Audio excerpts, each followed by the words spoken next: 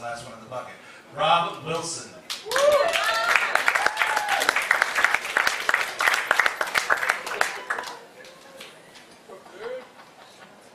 Hi. I have a couple preliminary remarks. You can start. I'm a first-timer and I'm a little nervous. I thought everybody signed up to tell a story, so I guess not. Also, my story is not really a funny story, but you don't have to feel awkward. You can laugh whenever you want.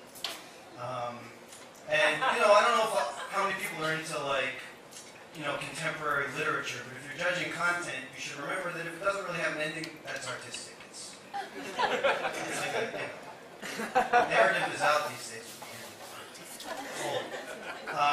So I was writing a travel guide in Scotland, and I thought it was going to be an awesome job, but it's actually really lonely to travel around by yourself. And that's what I was doing, and so I had Sundays off, and I had this plan where I was going to work every single Sunday, which, granted, was not really fair to the travel guide because they're all Presbyterians in Scotland and everything's closed on Sunday. I did it anyway, and I raced through, and the idea was I was going to have time left over at the end of my trip, and all my friends were, or not all, two of my friends, close to all of my friends, were going to come and, you know, spend the last week and a half with me. And I don't know how many of you are familiar with 20-year-old males, but one of the things about them is, like, they always think somebody's their fucking mother. Really.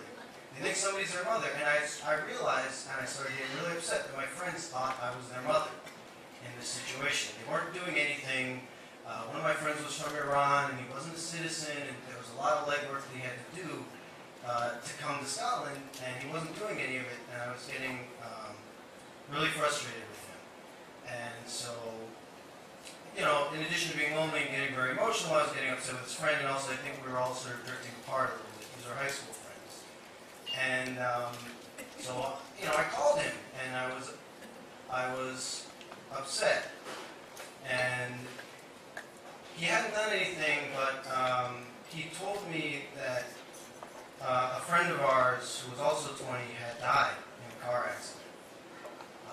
And actually, I wasn't particularly close with this guy. His name was Jeff. I knew him. He was part of my circle of friends, but not a very close friend of mine. But I was really shaken up. I was really shaken up, not just because of Jeff, but also, I think, just because of some stuff I was going through.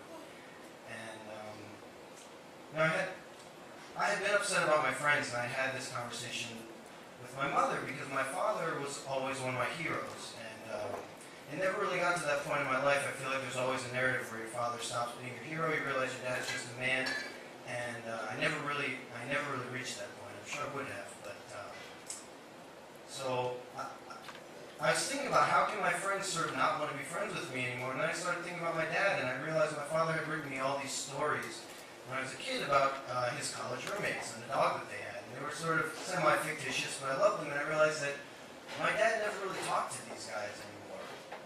And one of them, who was the best man at his wedding, was this guy named Stosh. And I talked to my mom, and I said, you know, why is Dad never in touch with Stosh anymore? You know, thinking I want to be in touch with my friends, you know, 30 years from now. And my mom said, listen, just don't ask, don't talk to your father about that until you get back from Scotland. Just wait until you get home. But when Puya told me that Jeff had died, you know, I was upset, and I called home. And my dad picked up, and, you know, I said to him, gee, you know, really, you know, it can end at any time. And he said, yeah, it can. And I asked him, you know, why aren't you in touch with any of your old friends? Why aren't you in touch with Stosh? Why aren't you in touch with Robert Dan? And, you know, he answered me, but he didn't really have an answer.